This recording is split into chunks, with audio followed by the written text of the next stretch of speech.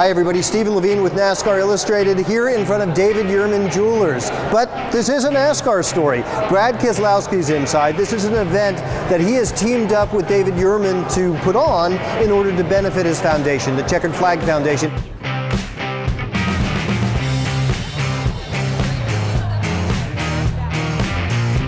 We're here in special thanks and give an honor to Jake here, Jake Lerner. A large portion of tonight's proceeds are going to go to him. Not in your usual environs. We find ourselves in a jewelry store.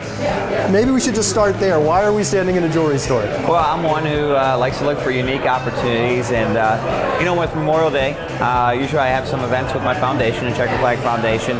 And I was looking for something unique and different this year. I'd done some bike races before and other things, and I got approached by David Yurman and said, hey, why don't you do an event in our store, and we'll take the proceeds and we'll donate them to your foundation. And I thought, wow, that's a great opportunity, and so that's what we're here today doing. So we're going to raise some proceeds for Jake Lerner.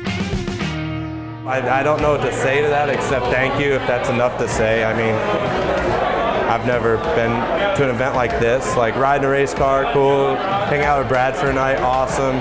Oh, by the way, we're gonna give you a whole bunch of money from a jewelry store event for the launch of his new line. What do you say to that? Stepped on a landmine in 2008, did all my recovery at Walter Reed in Washington, D.C., and I know what people like me go through on that transition, and it's not easy, it's not simple. I just got out of the Army, wasn't really doing good in civilian life. As soon as I met Brad at the ride-along and everything, I guess he took a liking to me. Why, I don't know, but took a liking to me, and we've kind of stayed in contact, and Dawn, his sister, stayed in contact with me and offered me stuff like this. I figured out that NASCAR team, that kind of tight-knit community, and it's really, as tight as it is, it's really got a military feel to it. Being at the shop or being around the NASCAR teams, you get that team feel, so that's what I'm trying to get into, and I'm thankful that there's foundations like Brad's out there to do stuff like this.